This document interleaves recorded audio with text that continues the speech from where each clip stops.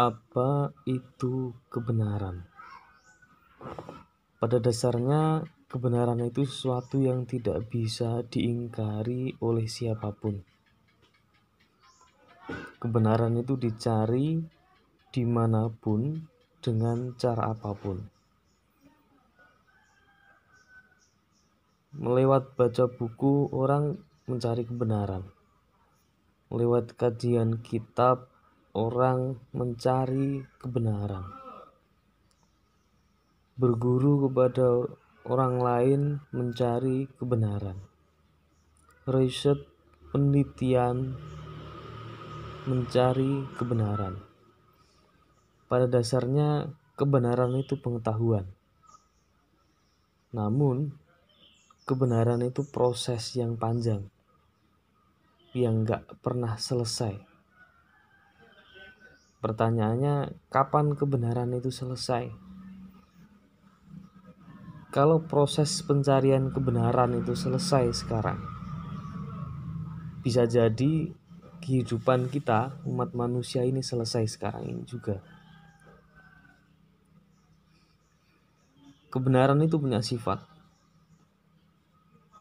Bagi saya, kebenaran itu ada 3 sifatnya. Yang pertama, kebenaran ketuhanan. Kebenaran ini adalah kebenaran yang tidak bisa diingkari oleh siapapun. Kebenaran yang sifatnya mutlak, sudah jelas, dan diterima oleh siapapun dan dilaksanakan baik secara individual maupun berkelompok. Ini kebenaran Tuhan. Kebenaran-kebenaran ketuhanan ini sudah tidak bisa ditolak oleh orang. Nah, kebenaran ini sifatnya diturunkan juga kepada manusia dalam bentuk perintah-perintah keagamaan. Lalu, apakah semua hal yang sifatnya kebenaran keagamaan itu sudah mutlak sebagai kebenaran ketuhanan? Kita lihat sifat kebenaran yang kedua adalah kebenaran wacana. Kebenaran wacana ini belum tentu kebenaran diterima oleh semua pihak. Contohnya, si A menganggap dirinya benar dan si B juga menganggap bahwa dirinya lah yang paling benar. Kemudian si B menolak kebenaran si A. Inilah kebenaran yang sifatnya wacana, kebenaran yang masih diperdebatkan. Kebenaran yang masih dipertentangkan oleh pihak-pihak tertentu. Ini kebenaran yang sifatnya wacana. Selama ini, kalau ada perdebatan, ada pergulatan tentang benturan-benturan kebenaran, dia sifatnya adalah kebenaran wacana.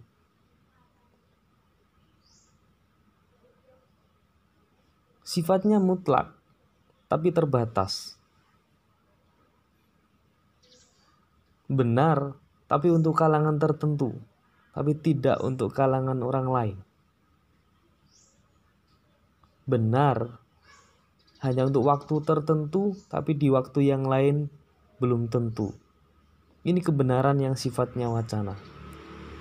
Nah, sifat yang ketiga adalah kebenaran faktual. Kebenaran faktual ini adalah turunan dan praktek atau bisa dikatakan implementasi dari kebenaran wacana. Jadi proses observasi kebenaran itu ada di kebenaran faktual. Proses observasi atau proses pengujian kebenaran. Bagaimana kebenaran wacana itu dipraktekkan dalam kehidupan masyarakat. Jika kebenaran itu dijalankan dengan baik tanpa menimbulkan permasalahan, itu adalah kebenaran yang diterima sekali lagi kebenaran yang diterima.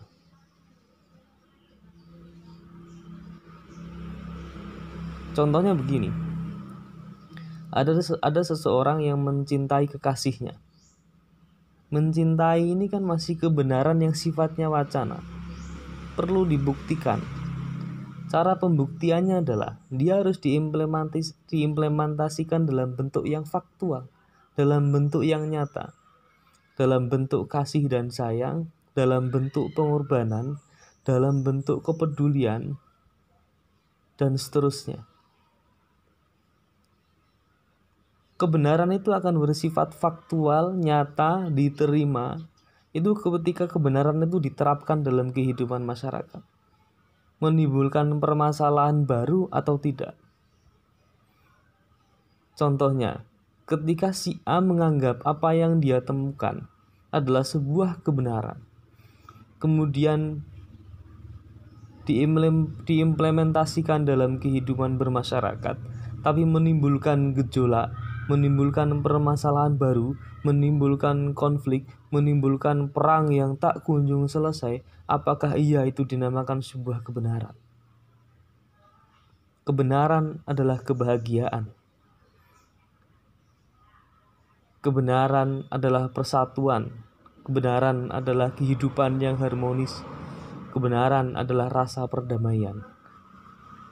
Jika kebenaran masih membawa konflik, jika kebenaran masih membawa rasa tidak nyaman dan rasa tidak aman, maka kebenaran yang hadir, kebenaran yang ditemukan oleh seseorang itu adalah kebenaran yang belum mutlak, kebenaran yang sifatnya masih wacana, kebenaran yang belum mendekati kebenaran ketuhanan, dan kebenarannya masih patut untuk dipertanyakan.